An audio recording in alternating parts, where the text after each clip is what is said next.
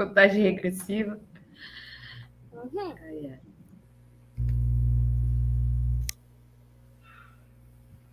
Já está ao vivo. Ao vivo. Olá, pessoal. Boa noite. Eu sou Beatriz Martins, integrante do PET Geografia da UDESC. Há 1 ano e meio entrei na pandemia. E agora eu vou fazer a minha autodescrição para os deficientes visuais. Eu tenho cor mestiça, etnia parda, estatura baixa, olhos castanhos, escuros, cabelos longos e cacheados. Estou com uma camisa listrada, preto e branco, e um fundo atrás é um fundo branco com minha cama. Bom, para quem não sabe, o Programa de Educação Tutorial PET é um programa do governo federal que visa melhorar o ensino na graduação dos estudantes de cursos das mais diversas áreas através da indissociabilidade da rede acadêmica, pesquisa, ensino e extensão. Boa noite, pessoal. Eu me chamo Vera Dias, eu vou me apresentar aqui também. Eu sou mulher, cis, 58 anos, branca, cabelos brancos na altura dos ombros, olhos azuis. Eu estou usando óculos, estou sentada centralizada diante do computador, usando uma blusa preta. Atrás de mim aparece uma janela e uma poltrona. Então, eu sou tutora do Grupo PET de Geografia. Quero dar as boas-vindas a todos os nossos espectadores, né? E hoje nós estamos aqui para apresentar uma live com o tema Deslizamentos de terra e seus riscos em áreas urbanas. E para isso nós convidamos os professores Samuel Vidal, que representa aqui a Defesa Civil, e a minha colega de departamento, a professora Amanda Cristina Pires, aqui, né, da UDESC. Então, eu quero dar boa noite aos colegas, né? Agradecer muito a presença da Amanda e do Samuel por terem aceito o nosso convite. E eu vou pedir aos colegas que se apresentem, assim como eu e a Beatriz já fizemos, para que depois, então, a Beatriz faça as honras e apresente, então, o mini currículo dos nossos dois convidados. Sejam todos muito bem-vindos ao Espaço do PET e muitíssimo obrigado por terem aceito, né, o nosso convite e estar entre nós aqui, Amanda e Samuel. Obrigada. Vou começar comigo, então. Boa noite. Primeiramente, gostaria de agradecer o convite. É um prazer estar aqui, uma honra. Vou começar me descrevendo, então. Sou mulher, cis, estou vestindo aqui uma blusa cor-de-rosa. No fundo, aqui tem uma parte da cozinha de casa.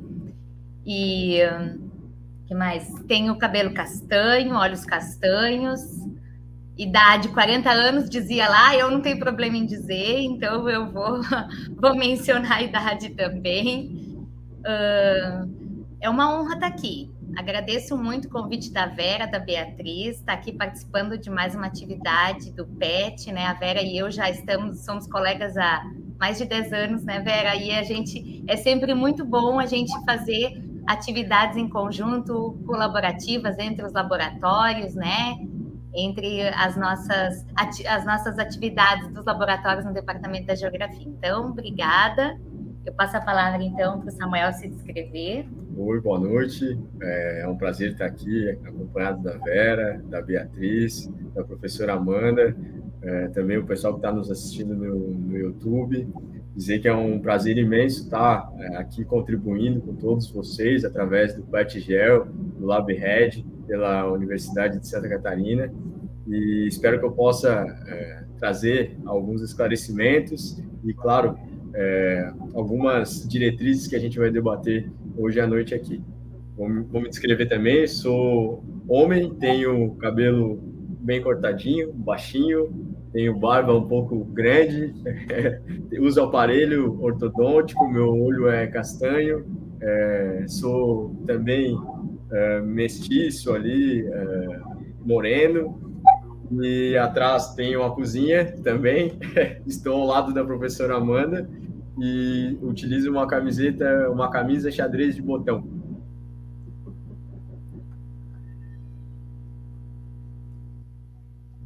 Ok.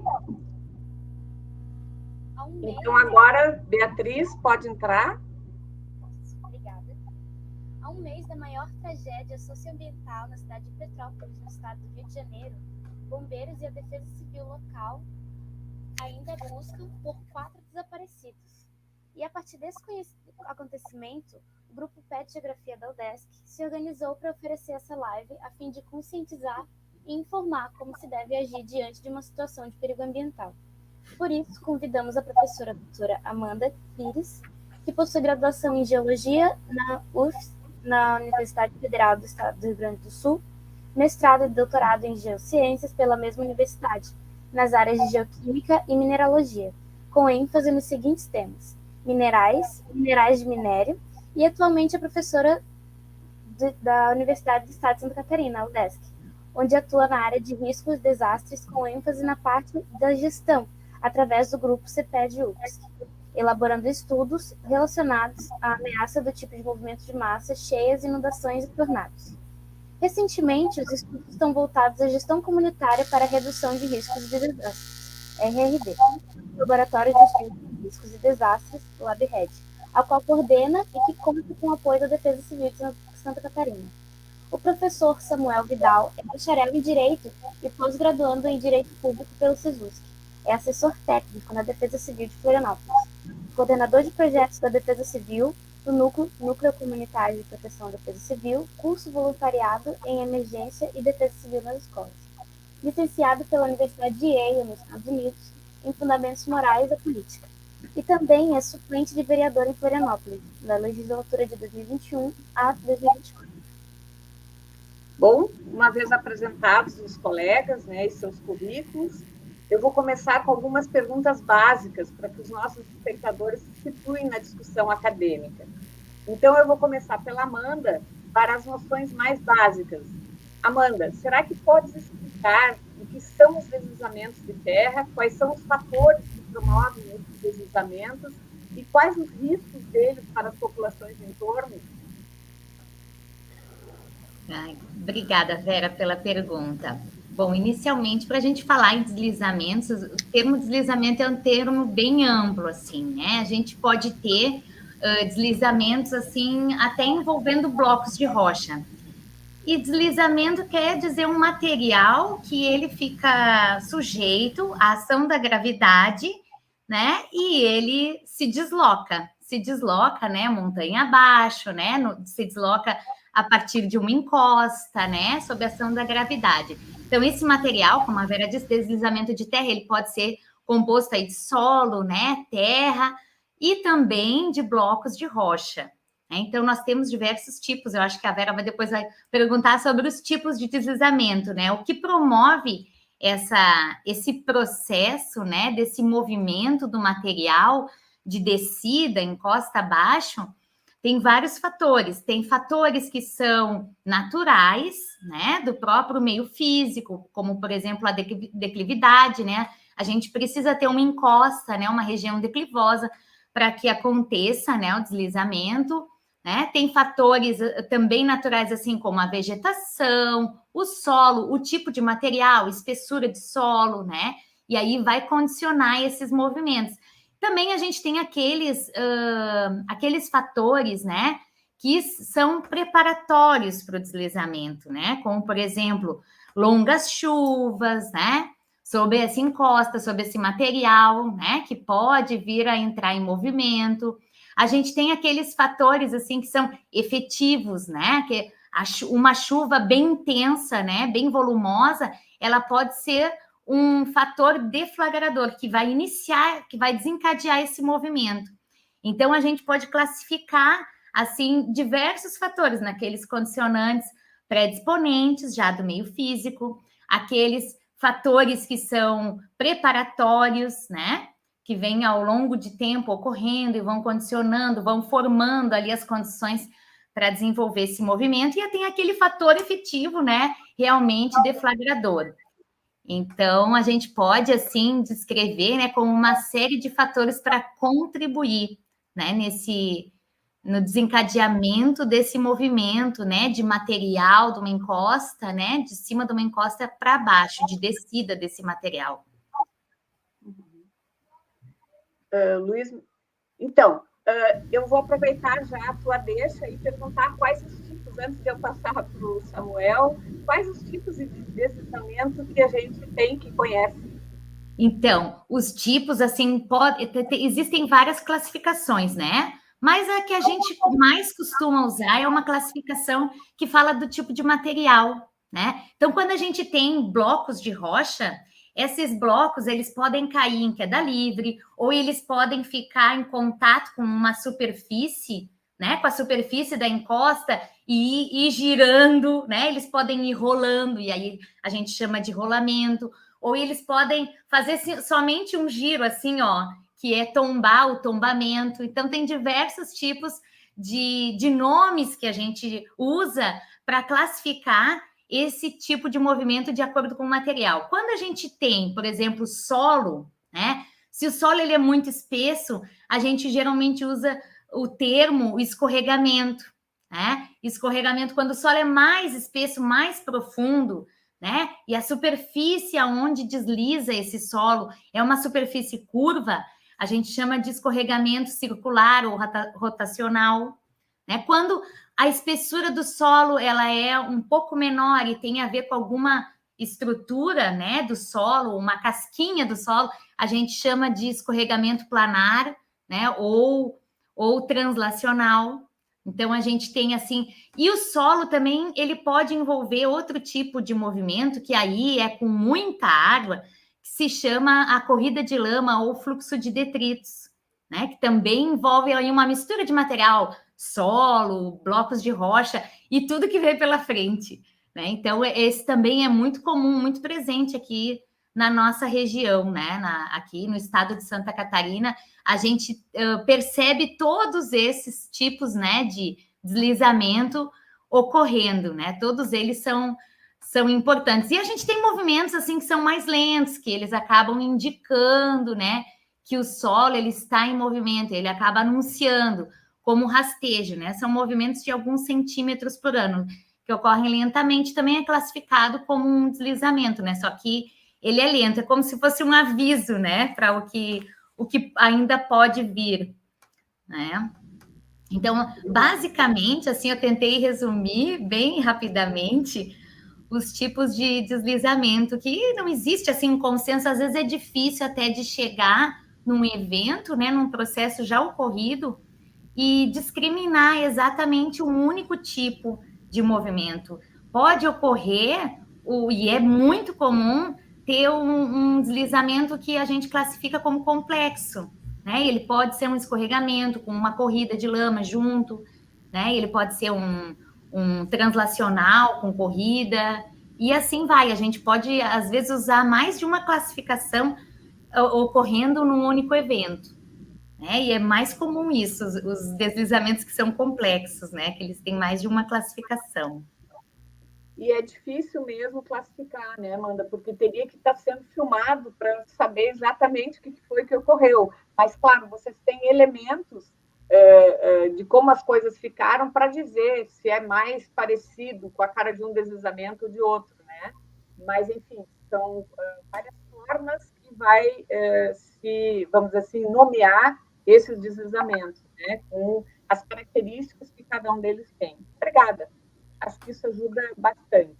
Vou perguntar agora para o Samuel, na mesma linha das questões básicas primeiro, né? Tu poderias dizer, Samuel, para quem está nos assistindo, o que são desastres, né? Definir o que é um desastre. Eles são naturais ou não? Como é que a gente pode evitá-los? Existe essa possibilidade de evitar um desastre considerado natural? Eu gostaria que você falasse um pouco disso para quem está nos ouvindo. Então tá, vamos começar pelo o que é um desastre, né? Desastres são, pode ter uma variação de doutrina, né? Mas seguindo o Manual da Defesa Civil, que vem do governo federal, é a classificação de uma série de eventos adversos. Tá, mas o que é um evento adverso? Um evento adverso pode ser frio, pode ser uma chuva. Hoje em Florianópolis a gente teve um evento adverso, seguindo esse manual, né? Que foi chuva. Pode ser frio, como eu falei, pode ser uma ressaca. Eu vi que a professora Rita está nos acompanhando no YouTube. A professora Rita é uma enorme pesquisadora sobre essa questão de ressacas, né? É um evento adverso. E, nesse sentido, pode se tornar um desastre, né? Natural ou não, né? É possível evitar um desastre? Não é possível evitar, mas a gente consegue mitigar, né? Diminuir essa forma que ele pode ocasionar um prejuízo, tanto ambiental. Eu posso até dar um exemplo aqui para as pessoas que estão nos assistindo, que em janeiro do ano passado a gente teve um evento adverso que se tornou um desastre ambiental na Lagoa da Conceição, onde teve um rompimento de um lago de evapofiltração, que fazia ali a questão da troca de esgoto, fazer essa composição que eu não sei explicar tecnicamente precisamente o que é. E acabou rompendo e atingindo moradores, e isso se tornou um dos maiores desastres ambientais de Florianópolis. Foi ocasionado por um evento adverso, que foi uma fortes chuvas que deu em Florianópolis no mês de janeiro de 2020. Então, um desastre é isso, né? Ocasionado por eventos adversos, ou uma série de eventos adversos, que pode ser natural ou provocado pelo homem através aí de danos, e pode ocasionar danos humanos, materiais, enfim, e uma série de atos aí consequentes. Materiais, enfim, e uma série de atos aí consequentes. Materiais e uma série de atos aí consequentes. Materiais e uma série Eu acho que a gente teve algum problema de estar repetindo, né? Está tratando, Luiz, que nos ouve no backstage. É possível? Deu. Acho que agora parou, né? Passo a palavra, então, à Beatriz, que ela tem 2 perguntas para fazer. Minha primeira pergunta vai direcionada à professora Amanda. Quais são os fatores naturais e antrópicos que promovem os deslizamentos? Como que se pode prevenir os deslizamentos? Então, que bom que tu perguntou, Bia, para poder explicar eles mais pausadamente, né? Fatores naturais, então eu tinha dito um exemplo que era a declividade, né? Ter a encosta, né? Isso é um fator natural, né? O relevo. O relevo, ele é um fator natural, assim, predisponente, né? Outros fatores naturais são o tipo de solo, né? O tipo de material que tem nessa encosta, o clima, né? O clima, a vegetação, todos eles são fatores naturais, predisponentes que já estão no meio físico, né? Então, a variação do clima, né? A sazonalidade das chuvas, né? A vegetação, esses dias a gente estava lá na inauguração da nova sede da Defesa Civil de Florianópolis e teve uma fala muito interessante sobre a vegetação, né? Porque a gente sempre diz assim, olha, não deve desmatar, porque aonde tem vegetação não tem deslizamento, e isso é uma fala errada, né? Hoje a gente já está conversando bastante sobre isso, né? Que não é porque existe vegetação numa encosta que ela não tem o processo erosivo, né? Ela tem o processo erosivo, o que acontece é que a gente não vê, né? A vegetação mascara, né? Ela cobre, né? O processo erosivo e a gente não percebe. Por um lado, né? As raízes elas podem fazer com que essa erosão ela seja um pouco mais lenta, né? Como eu disse, o processo erosivo lento, o rastejo, né? Ela pode acontecer de uma maneira mais lenta. Claro que se a gente deixa a encosta nua, né? E ela tem solo, ela, né, tem outros fatores, sob a ação da chuva, realmente a gente pode acelerar o processo com a retirada da vegetação. Mas a vegetação, ela também pode contribuir para um deslizamento, na medida em que o sistema radicular da vegetação, né, das plantas, se insere no meio das rochas, né, ou nas fraturas das rochas, nas descontinuidades das rochas, elas podem alargar essas fraturas, né? E aí proporcionar um evento que não é tão incomum aqui na nossa região, né, dessas encostas que a gente tem nesses morros aqui em Florianópolis, que é o fenômeno do rolamento, que é soltar, né, essas rochas, né, fazer com que elas fiquem aos poucos cada vez mais soltas. Então, a vegetação também ela pode ser um fator que contribui, né? Um fator natural que contribui para o deslizamento, né? E não só o contrário, como a gente costuma pensar que a vegetação é só benéfica, né? Que ela só protege, que ela só reduz, né, o deslizamento. Ela pode também contribuir, né, para um deslizamento. Então, bom, falei de vegetação, de clima, né, do relevo.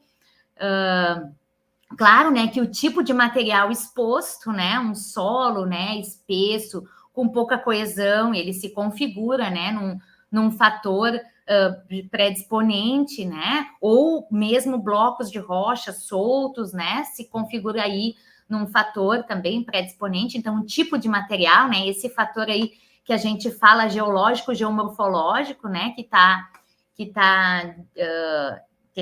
né, disponível, né, fator do meio físico, natural.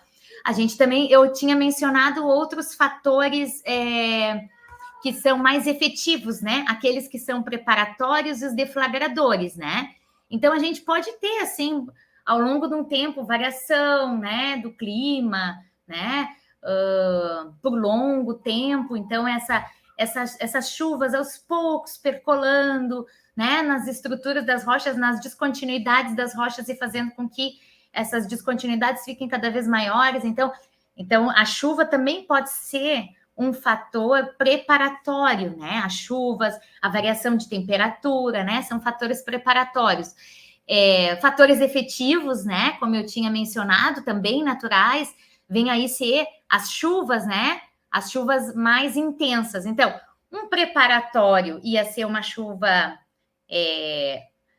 digamos assim, que encharca o solo, né? Uma chuva duradoura, longa, né? Com pouca intensidade, e uma chuva com alta intensidade seria um fator aí deflagrador, né? Efetivo deflagrador. Mas também tem, isso tudo são fatores naturais, né? Que eu mencionei.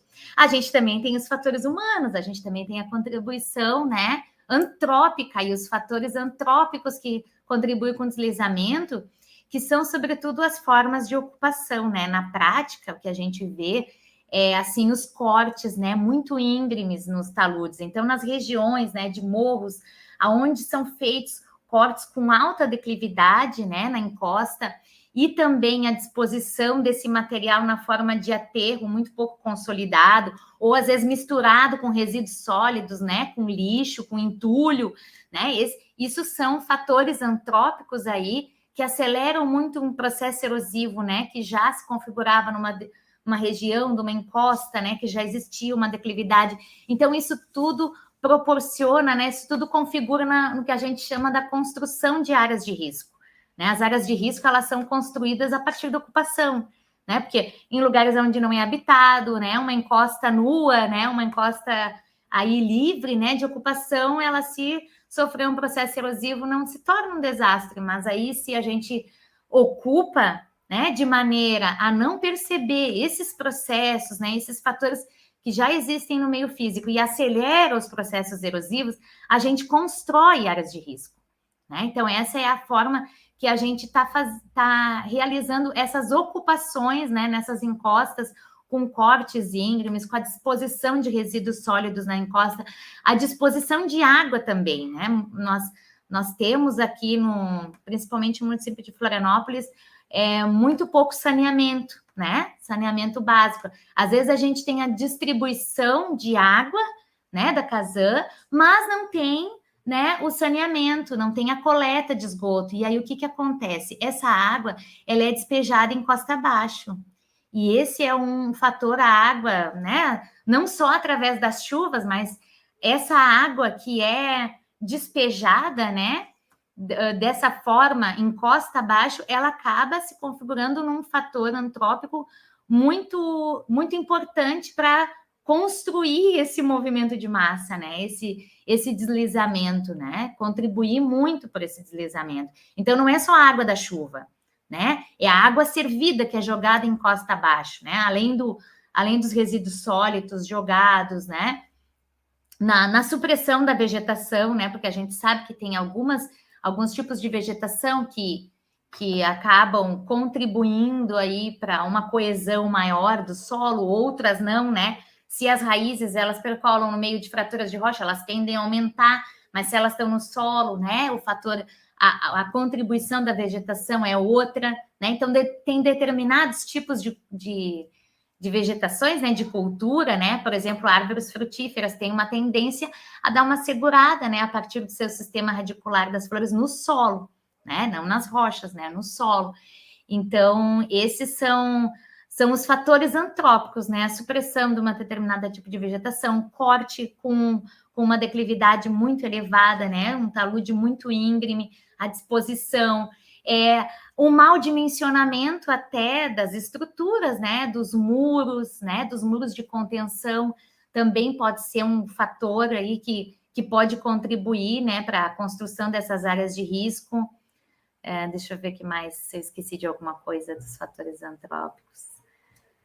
Bom, e também o desconhecimento, né? Que eu acho que a gente vai falar um pouco mais, né? Das medidas talvez não estruturais, né? O fato da comunidade que ocupa uma área de encosta desconhecer esses perigos, né? Isso é algo assim, também pode ser um fator antrópico importante, porque isso vai configurar depois, né, num aumento maior dos prejuízos, dos danos, né, quando não há um conhecimento, quando não há uma preparação, mas eu acho que a gente vai ter oportunidade de discutir isso melhor depois, né? Então, eu vou quebrar o protocolo.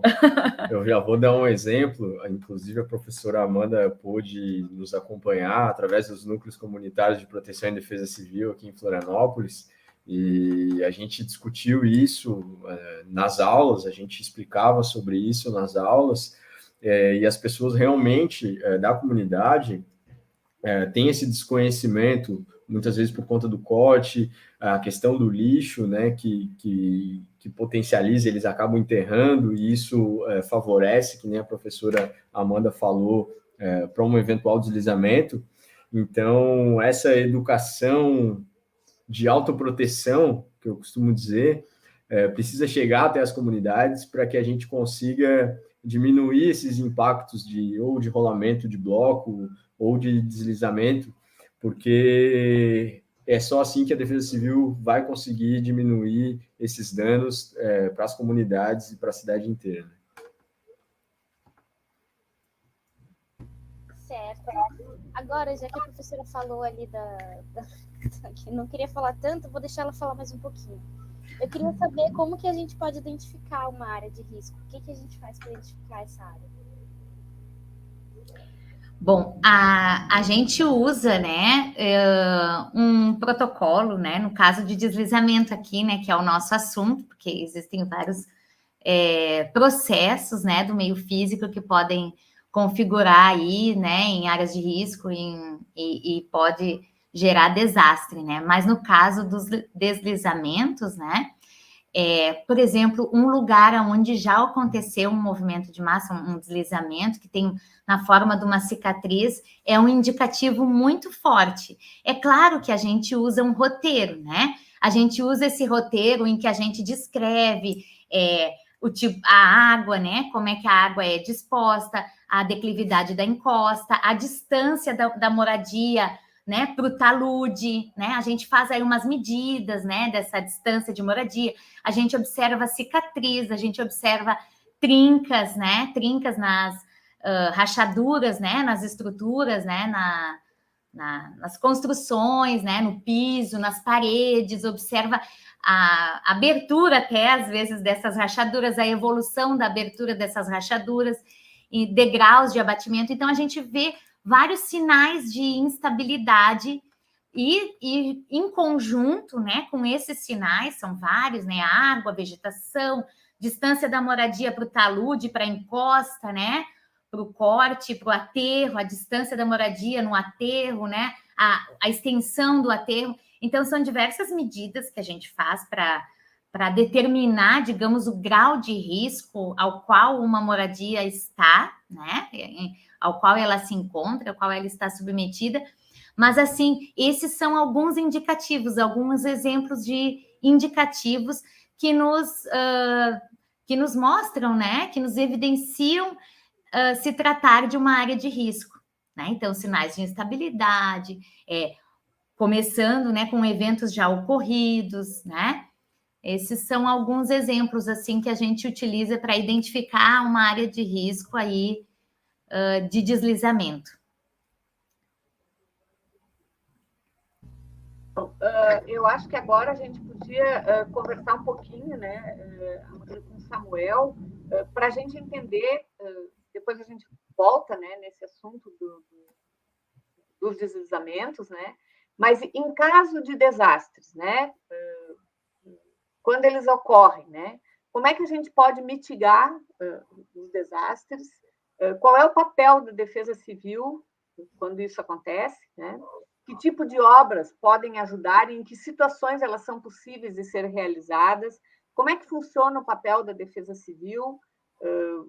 Como é que ela é avisada? Como é que ela sabe? Como é que ela se manifesta? Enfim, conta para a gente um pouquinho como é que funciona essa parte, né? A gente viveu recentemente no Rio de Janeiro uma situação dramática, né, de deslizamentos, há um mês atrás.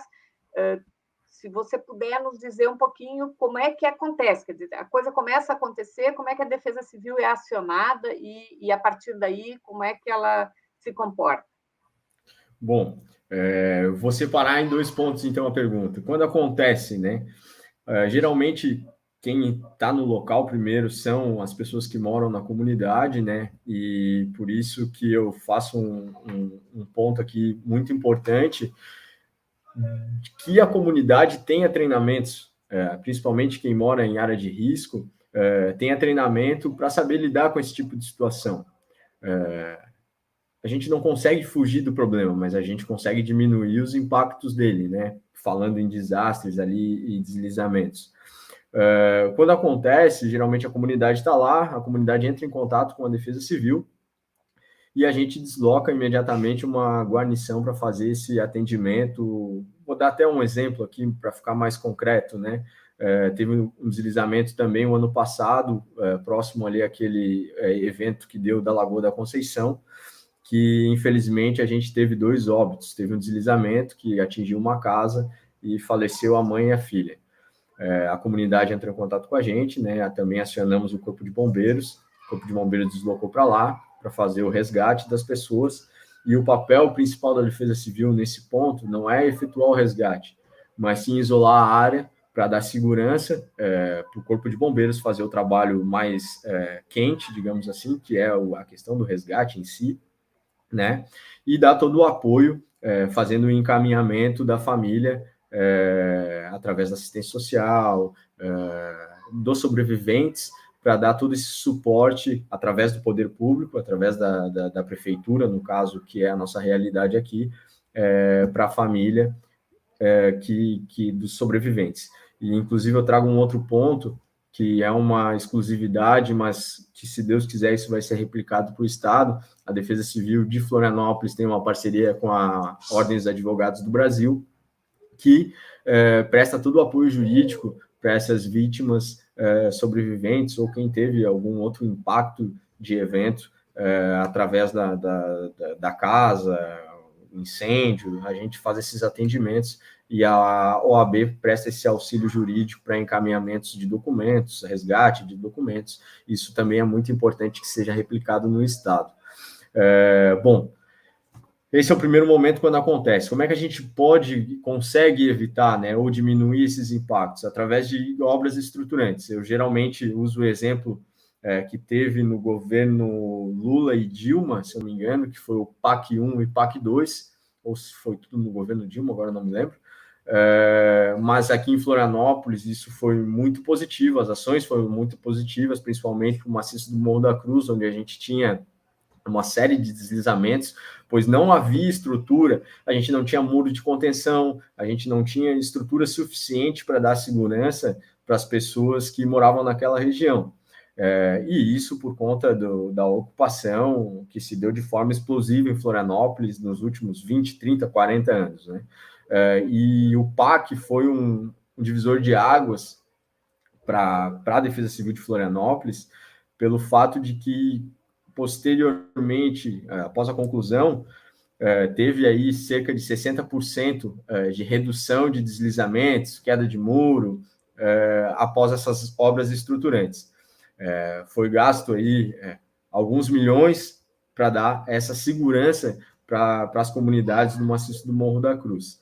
Outro ponto que a gente pode destacar, que a gente consegue diminuir, falando em desastres em si, como era a pergunta ali, né, desastres inevitáveis, trago de novo o exemplo da lagoa de evapotranspiração na Lagoa da Conceição, onde, se a administradora da lagoa tivesse feito a manutenção de limpeza da lagoa, tirando é uma espécie de lodo que fica embaixo no solo, né? Que não deixa ela infiltrar, porque ela acabou chovendo muito, encheu e acabou extrapolando o limite dela ali natural, né? Então, se a empresa tivesse feito essa manutenção de limpeza, talvez a gente não teria tido esse desastre ambiental que teve em janeiro do ano passado. Esse é um exemplo, né? Mas a gente pode trazer outros exemplos que a Prefeitura de Florianópolis, inclusive, tem essa preocupação e faz muito bem, que é a limpeza de valas, né? A gente mora numa ilha, então aqui tem inúmeros rios que cortam a nossa ilha, e eles fazem essa limpeza, eles têm essa preocupação através da Secretaria do Meio Ambiente de efetuar essas limpezas. A Defesa Civil, inclusive, está fazendo agora um levantamento de bocas de lobo que estão parcialmente ou 100% obstruídas para limpeza, e isso vai ajudar muito, trazendo o exemplo da região do norte da ilha, onde a gente tem um problema bem acentuado de alagamentos naquela região do Rio Vermelho, Ingleses, e isso vai trazer uma mitigação nesse resultado de alagamentos. Vai resolver? Talvez não, mas vai diminuir os impactos que uma chuva de 10 minutos aí, às vezes, está alagada e entra água nas pessoas. Então, a Defesa Civil de Florianópolis tem essa preocupação, está buscando sempre diminuir esses riscos para a população, e através dessas ações compartilhada com toda a prefeitura, através de inúmeras secretarias, Secretaria de Infraestrutura, um exemplo, né, outros exemplos, através de construção de muros de contenção, que tem um impacto social grande, a Secretaria de Infraestrutura está dando esse apoio, já citei limpezas de valas, né, enfim, por aí vai. O nosso trabalho é sempre preservar vidas, e principalmente um dos pontos que nessa gestão fez um destaque, que é a gestão do prefeito Jean Loureiro e do coronel Araújo Gomes, que é o treinamento das comunidades. Eu costumo dizer, né, professora, que a comunidade preparada é cidade protegida. É uma frase meio clichê, mas é uma verdade profunda. Se a comunidade sabe dos problemas e sabe como contornar ou evitá-los, a gente tem aí uma diminuição extremamente impactante nesses problemas, dando o caso aqui de deslizamentos, né, que a gente vem falando. Nos núcleos a gente ensina isso, né, a professora Amanda teve a oportunidade de acompanhar muitas aulas nas comunidades, então levando essa autoproteção que eu digo que através da educação, que é a única forma de mudar o mundo. Então, eu acredito muito nisso, e por isso que eu destaco os núcleos comunitários, porque são aí as nossas linhas de atuação que vão diminuir esses desastres e esses eventos adversos em Florianópolis. Falei bastante, né? Desculpa. Não, mas faz parte, Samuel. Muito obrigada. Agora eu queria saber um pouquinho mais sobre o trabalho que você faz nos NUPDEX. Tem algum projeto de conscientização da massa populacional que vocês desenvolvem, que é um projeto assim, bem grande? Desculpa, se der para repetir, porque bem na hora teve uma interferência. Tá. Queria saber se existem programas de conscientização da massa populacional em relação aos possíveis desastres que podem acontecer em Santa Catarina. Qual é o trabalho que vocês fazem relacionando isso ao NUPDEC? No NUPDEC, nos núcleos comunitários, em Florianópolis, a gente tem implantados 10, do norte ao sul da ilha.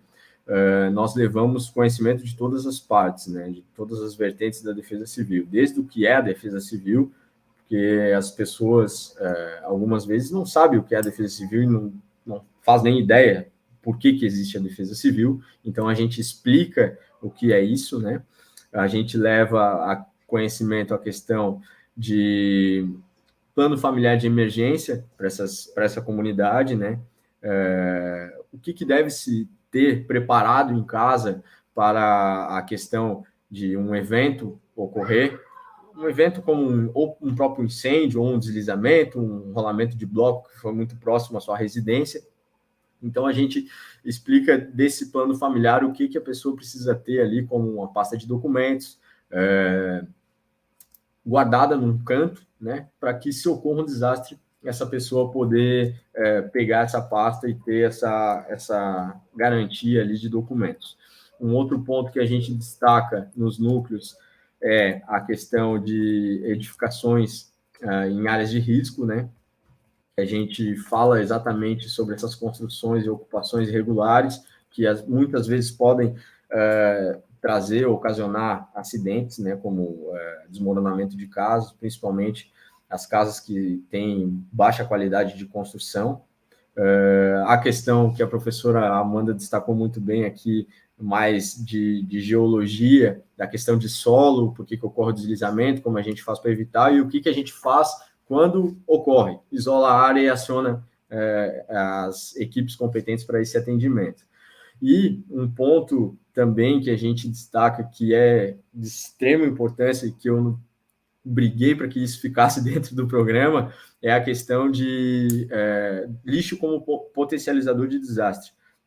A professora Amanda teve a oportunidade de nos acompanhar, e as comunidades, algumas comunidades têm um problema sério na questão do lixo, e isso é um problema, que acaba, dependendo do local, esse lixo desce com a chuva, desce o morro com a chuva e acaba entupindo tudo lá embaixo, e o pessoal lá embaixo fica embaixo d'água. Então, a gente explica e gera esse debate.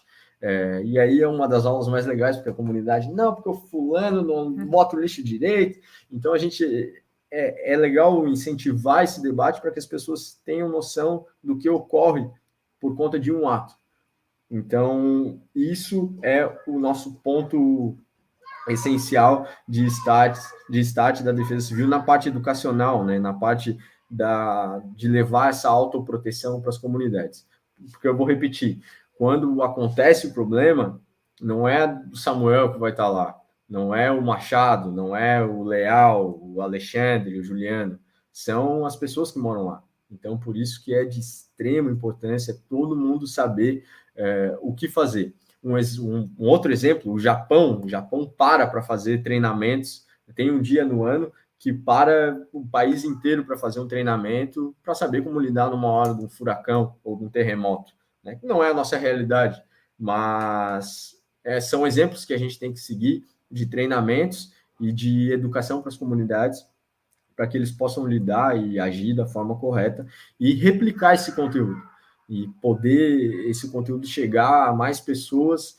E esse é o nosso desafio, em parceria com o LabRed, agora nesse primeiro semestre de 2022, para que a gente consiga replicar esse conteúdo para mais pessoas, mobilizar ainda mais a comunidade, para a gente levar essa cultura da autoproteção e diminuir esses problemas nas comunidades, né? Pelas explicações, Samuel, acho que esse programa também tem esse intuito, né, que é formar as pessoas e para que elas possam se informar sobre o que acontece, né, e de fato poderem ter um comportamento mais adequado, né, quando acontecem esses eventos, e que possa, inclusive, protegê-las, né. A minha próxima pergunta vai para vocês dois aqui, que é um pouco de querer saber, né? Acho que todo mundo tem essa dúvida aí. Afinal, o que aconteceu no Rio de Janeiro, né, recentemente, né? Que tipo de desastre foi aquele, né? E eu queria saber, Samuel, na tua opinião, que tu achou da Defesa Civil de lá? Como é que eles se comportaram? Pelo menos o que a gente viu na mídia e tal. Se você acha que foi adequado, não foi adequado. Eu estava olhando, os estados que mais têm desastres no Brasil são o Rio de Janeiro, Espírito Santo e Santa Catarina, né? São, casualmente, Santa Catarina e o nosso estado, né? Mas onde tem aparecido mais, de fato, né? Nas mídias e tal, esses desastres. Então, eu queria que vocês falassem um pouquinho, nós já estamos encaminhando, né, para o fim da live, mas acho que ainda dá tempo. Depois eu tenho que olhar para ver se tem alguma pergunta dos nossos internautas, né? Mas eu queria conversar um pouquinho sobre isso. O que aconteceu no Rio? Podia ter sido diferente, né, do que foi, com tanta gente, né, afetada, morta, desaparecida, enfim. Até agora ainda tem pessoas que não foram encontradas, desaparecidas e tal. Então, que vocês pudessem falar um pouquinho, né? A gente viveu uma situação parecida aqui em Santa Catarina alguns anos atrás, nessa região aqui próxima de Florianópolis, né? Também com muitas mortes, deslizamentos e tal. Mas agora é a vez do Rio de Janeiro, né? Então, se vocês pudessem falar um pouquinho sobre isso e sobre como se comportou a Defesa Civil, o que poderia ter sido diferente, o que né? Como a gente poderia contribuir para poupar vidas? Eu acho que eu vou começar. Assim, as áreas de risco, elas são mapeadas. Inclusive, Petrópolis foi um dos municípios piloto, assim, junto com Blumenau, a implementação do projeto GIDES, né? Que é um segundo projeto de cooperação do Brasil e o Japão, né? No sentido de fomentar essa proteção, né? Das áreas de risco, com uma série de pré-requisitos. Por exemplo, as áreas, elas tinham que ter mapeamento de detalhe, né, que seria de 1 para 2.000, pelo menos, as áreas de risco, né, e isso foi feito, né, claro, não com uma grande perfeição, né, porque para fazer tantas áreas de risco que a gente tem no território nacional inteiro, é claro que foi rapidamente construído isso, mas essas áreas, elas já eram conhecidas, já eram mapeadas, e no caso de Petrópolis, né, eram bem conhecidas, assim, o projeto GIDES foi implantado ali foi o município piloto, foi Petrópolis, no Rio, e Blumenau, em Santa Catarina, foram os municípios em que o projeto GIDES, que não tinha só a questão do deslizamento, eles tinham também riscos hidrológicos em conjunto, né, mas foi aonde foi implementado, né, esse projeto primeiramente, né, então, quer dizer que não é uma questão, assim, de desconhecer a área, né, essa área já existia, esses polígonos já eram mapeados, né, existia o sistema de alerta, existia a previsão, né, das chuvas, foi emitido alerta, isso tudo a gente sabe, né, que já existia. Bom, mas aí, né, o Samuel pode depois me ajudar a complementar, né, o que deu errado, mas assim, do que a gente faz no Laboratório de Estudos de Risco e Desastres, né, como também já mencionou o Samuel, a gente trabalha com a autoproteção, né, com conhecimento.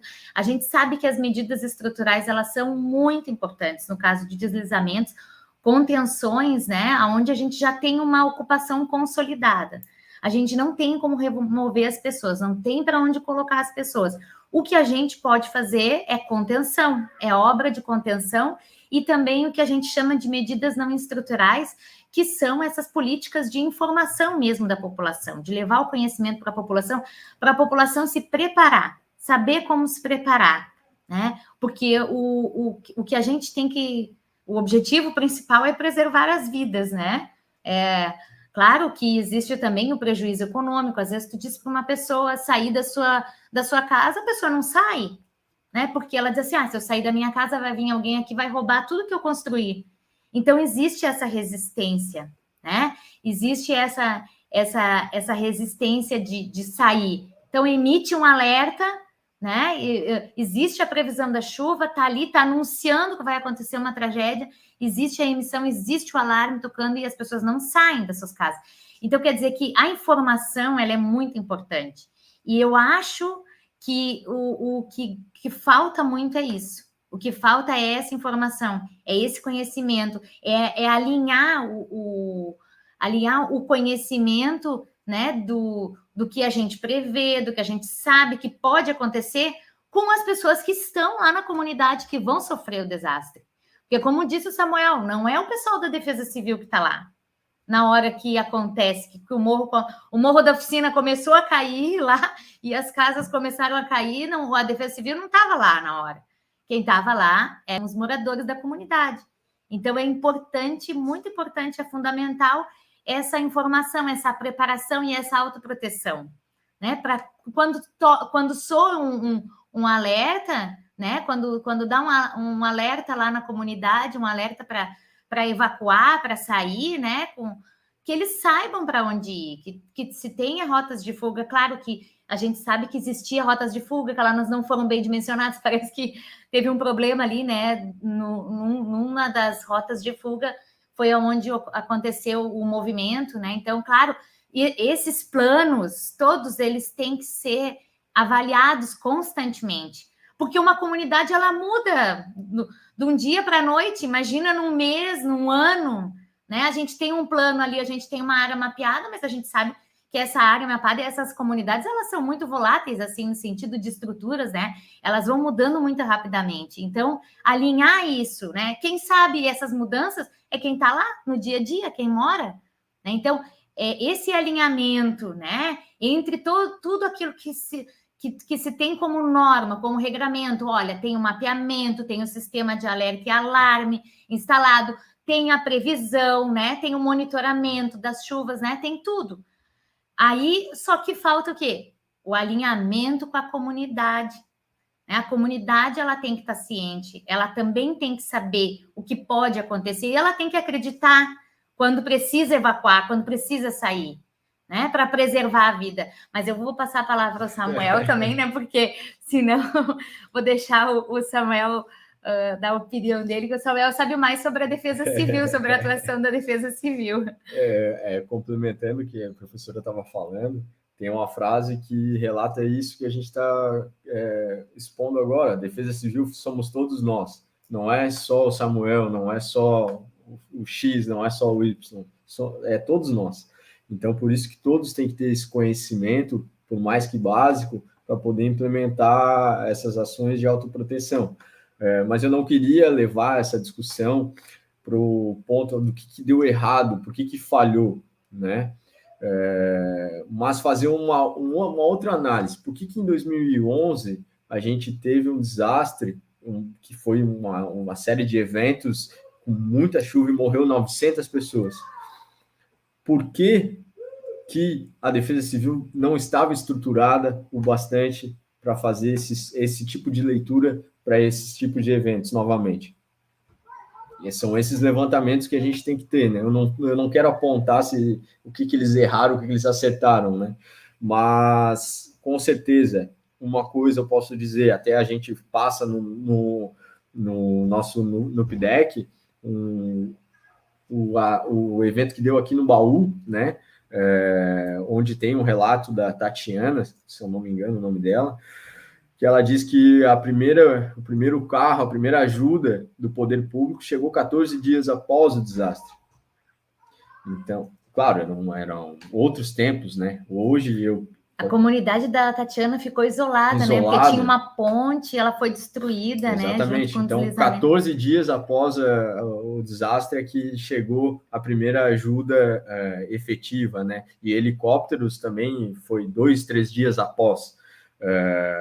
Hoje eu tenho certeza, e eu posso encher a boca para dizer isso, que a Defesa Civil de Santa Catarina é uma das melhores do Brasil na questão de monitoramento. A gente tem uma tecnologia sem igual, né? E também posso destacar aqui a Defesa Civil de Blumenau, né? Que tem uma capacidade muito grande também. Agora, a nossa, que também é uma das melhores do estado, que a gente tem uma estrutura para atender um staff maior do que a Defesa Civil necessita, que é a questão de articulação com outras secretarias. Mas por que, é esse o ponto que eu quero trazer, né? O porquê que a Defesa Civil do Rio de Janeiro ou de Petrópolis não tinha essa estrutura, sendo que já tinha ocorrido um forte desastre em 2011, com quase 1.000 mortes. Agora a gente chegou aí a quase 300 mortes no mês de fevereiro, e deu também um forte evento adverso, fortes chuvas, agora faz 20 dias, 10 dias, e teve mais mortes. Eu vi que o governo federal está prestando todo o apoio, né? Existe uma cadeia também que a Defesa Civil tem que cumprir, que é a nível municipal, a nível estadual e a nível federal. Então, isso está sendo cumprido, o governo federal está investindo dinheiro em Petrópolis, no estado do Rio de Janeiro, e até teve uma notícia que foi vinculada pela Defesa Civil, que eles desligaram o sistema de alerta e alarme ontem, né? Não sei se eles estão se garantindo ou não, mas isso foi desligado. E são pontos. Isso aconteceu há 10 dias atrás e pode acontecer novamente com fortes chuvas, né? Então, são pontos que a gente tem que levantar e questionar o poder público, porque esses investimentos têm que vir do executivo, né? E isso tem que ser feito, por mais que você não utilize a Defesa Civil, mas quando você tiver que utilizar, que ela esteja equipada e preparada para que isso ocorra da melhor forma. Pelas explicações, Amanda e Samuel, acho que quem está nos ouvindo tem uma bela oportunidade para entender o que está acontecendo no nosso estado, para se sentir um pouco mais seguro também, né, em ver que tem efetivamente, né, acontecido investimentos nessa área que permitem a ajuda, né, da Defesa Civil mais efetiva, né, sobretudo com tecnologias aí para poder prever, né, e para poder atuar, né, de maneira mais adequada. Passo para a Beatriz, que vai fazer algumas perguntas dos nossos internautas que estão no YouTube, e aí a gente vai se encaminhando para o final, né, da nossa live. Mas antes a Beatriz vai fazer as questões que estão no YouTube. A primeira pergunta é da Rita Dutra. Boa noite, Rita. Uma questão para o Samuel. Na compreensão da Defesa Civil, qual o papel da comunidade nas ações práticas de redução de risco de desastre? Na minha avaliação, o papel prático da comunidade é na mobilização. A comunidade tem que estar mobilizada para a Defesa Civil poder adentrar e fazer e efetuar esse tipo de treinamento de autoproteção para que a gente consiga reduzir esses eventos ou possível desastre. E através dessa mobilização, a gente consegue atuar por outra linha, que é a identificação de locais vulneráveis para uma possível intervenção para redução desse acidente, né? A gente identifica, mapeia esse local que é vulnerável, que foi identificado pela comunidade através da mobilização, né? Para ver como isso é importante, não depende só do poder público, né? As pessoas, a comunidade, a sociedade tem que estar inserida nesse papel, e para que essa intervenção ocorra através de obras estruturantes e além desse treinamento todo que a Defesa Civil pode dar para todas as comunidades. Eu fiquei pensando, só um pouquinho, fiquei pensando um pouco que, como pesquisadora, nós estudamos as ocupações urbanas, e aqui em Florianópolis, a única coisa que a prefeitura faz é ir lá destruir barraco, mas ela não dá condições, porque, de fato, como a moradia está garantida, é um direito garantido, né, constitucionalmente, e as pessoas não conseguem entrar no mercado formal da moradia, elas acabam ocupando áreas de risco, né? Então, assim, o mínimo que a prefeitura poderia fazer era estar lá ajudando essa população para que elas não fiquem mais em risco ainda do que já estão, né? E o que ela tem feito é justamente o contrário, ela vai lá derrubar barraco, né? E não dá nenhuma alternativa, né? Inclusive, a Secretaria de Habitação que tinha no município foi fechada, né? Nessa nova administração não existe mais Secretaria de Habitação e não temos, pelo menos que a gente saiba, né, nenhum projeto, nenhum plano da prefeitura em relação à habitação de baixa renda, né? Então, realmente esse apelo que você faz é um apelo que nós, inclusive intelectuais, né, pesquisadores, podemos ajudar a Defesa Civil, que é indicando as áreas que a gente conhece de ocupações em risco e de que maneira esse risco está sendo aumentado, né? Eu pensei aqui rapidamente na ocupação Marielle Franco, que fica numa área de risco e que aumentou muito no período da pandemia, né? Antes da pandemia, essa área que era mais, onde tem uma inclinação maior e tal do terreno, era uma área bem pouco ocupada, acho que devia ter 20 e poucos, 30 moradias. Agora deve ter por volta de 80, porque com a crise econômica, as pessoas não têm para onde ir e elas acabam aumentando as ocupações. Então, a Marielle Franco é uma comunidade que provavelmente deveria estar na lista da Defesa Civil como prioritária para ajudas desse tipo, para sirenes, para formação da população, porque ela está numa área de risco, sim. Né? E não temos lá, a não ser a boa vontade, né, das pessoas, nenhuma boa vontade da prefeitura em fazer qualquer outra atividade ali. Mas eu vou deixar a Bia fazer a outra pergunta. Eu só queria complementar, então, a Marielle Franco fica ali na comunidade da Serrinha, né? E a gente, depois, um pouquinho depois, ali em cima, né? E a gente efetua esse trabalho na comunidade da Serrinha com o objetivo de expansão, né? Ali é um problema também bem vulnerável, essa comunidade, na questão que é uma ocupação em áreas de preservação permanente, né? E a gente sabe que esse problema não vem de agora, vem de muitos anos, e a gente está ciente desse problema. A gente, inclusive, nesses últimos 2 meses, a gente tem feito um monitoramento via drone, através dessa nova tecnologia implantada na Defesa Civil, para esse tipo de atitudes, para a implantação de projetos na localidade.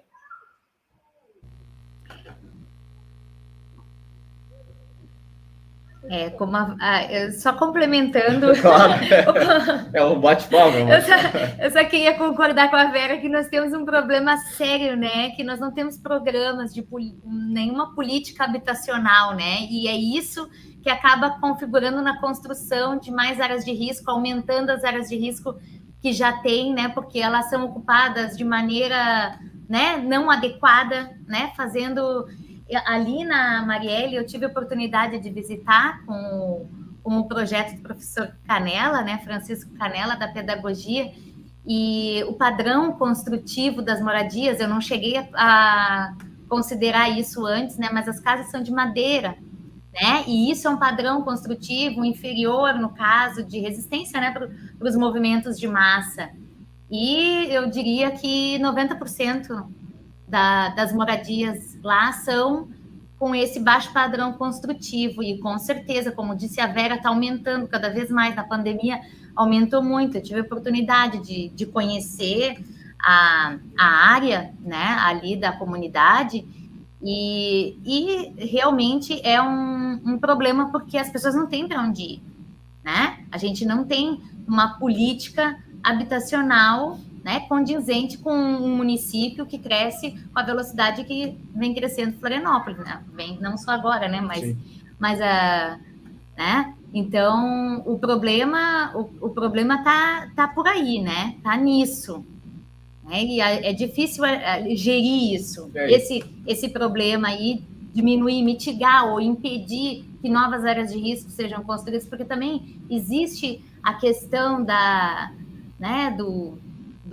especulação imobiliária mesmo, porque muitas dessas áreas são áreas que têm um valor, né, econômico, são áreas assim próximas do centro, na ilha, né, com uma boa vista.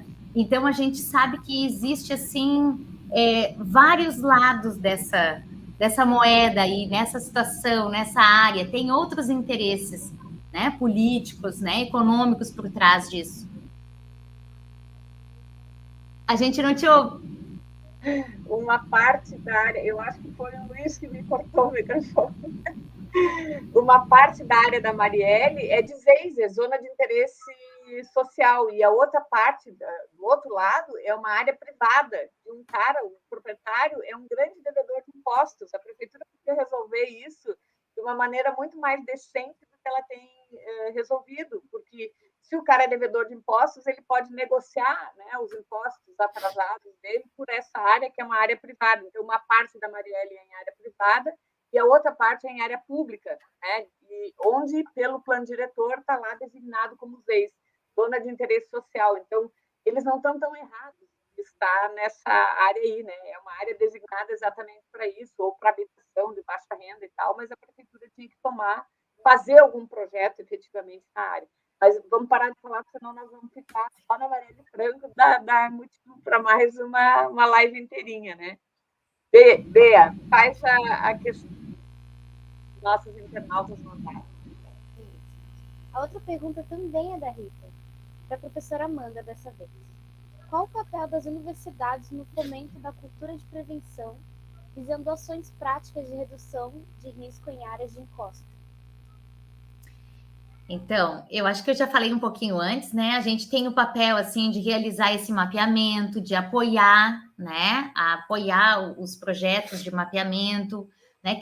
Ou revisar esses projetos, né? Revisar, por exemplo, o Plano Municipal de Redução de Risco e Desastres, que tem ali um mapeamento que foi realizado em 2006, né? É difícil para a prefeitura fazer a atualização disso. Então, a universidade, ela pode contribuir, né, com a atualização desses mapeamentos, né, desses planos de redução de risco e desastre.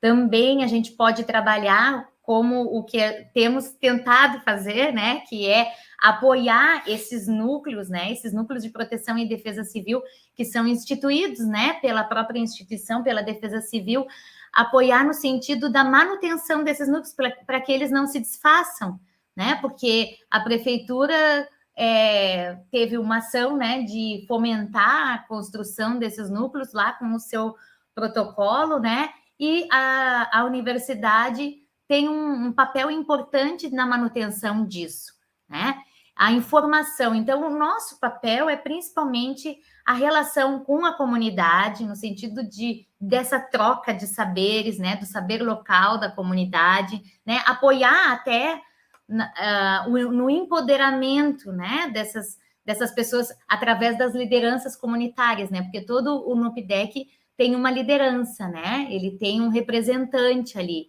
Então, no apoio dessa liderança comunitária, no seu empoderamento, no sentido, né, de apoiar justamente essa articulação, essa troca desse saber e esse contato junto com a Defesa Civil, né? Então, é uma colaboração assim entre comunidade, universidade, laboratório, né, apoiando nessa articulação, nessa atualização, né, junto com a instituição, com a Defesa Civil, né, em que viemos trabalhando aí juntos aí a partir do final do ano passado, né, Samuel?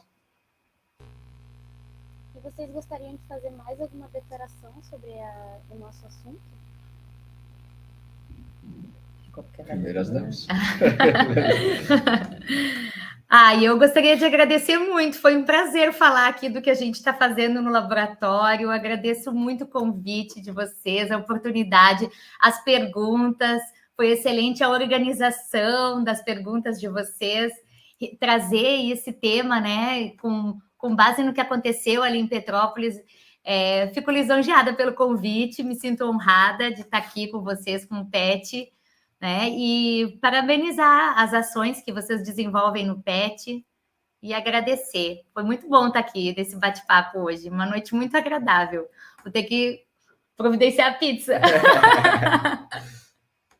Eu quero agradecer também ao PET, ao LabRed, né, à Universidade do Estado, por ter aberto essa possibilidade de conversa aí com todos, é muito importante para que todos tenham essa noção, né, de áreas de deslizamento, o que a gente pode evitar.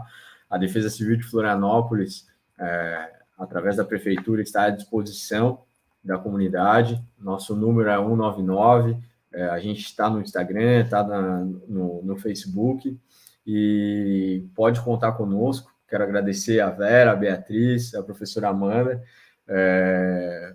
Com certeza eu também tive uma aula aqui ao lado da professora Amanda, porque ela falou e a gente vai assimilando e vai aprendendo ainda mais.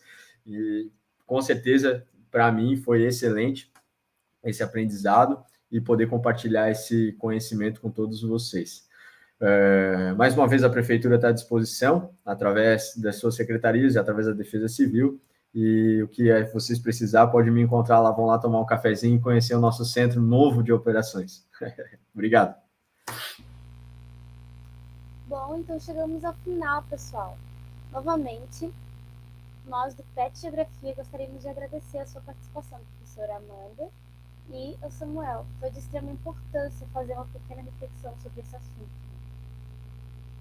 Agradecer também aos nossos ouvintes que nos acompanharam até agora, né, os nossos internautas, e lembrar uma coisa que é importante, né, que os motivos dos governos obrigarem o uso de máscaras hoje em dia, né, atendem a razões políticas e não de cunho científico, assim que a gente, PET, continua recomendando o uso de máscaras, sobretudo em locais fechados, né, deve ser mantido o uso de máscaras, pois a gente tem visto, né, registrado o aumento de doenças, né, de casos na Europa e na Ásia, o que nos leva a refletir sobre essa questão da pandemia, né, e que ela ainda não acabou. Então, fica aqui a nossa dica ainda, né, de que vamos continuar usando máscaras, né, e evitar os lugares de concentração de pessoas. E vacinem-se. É verdade, Samuel, boa.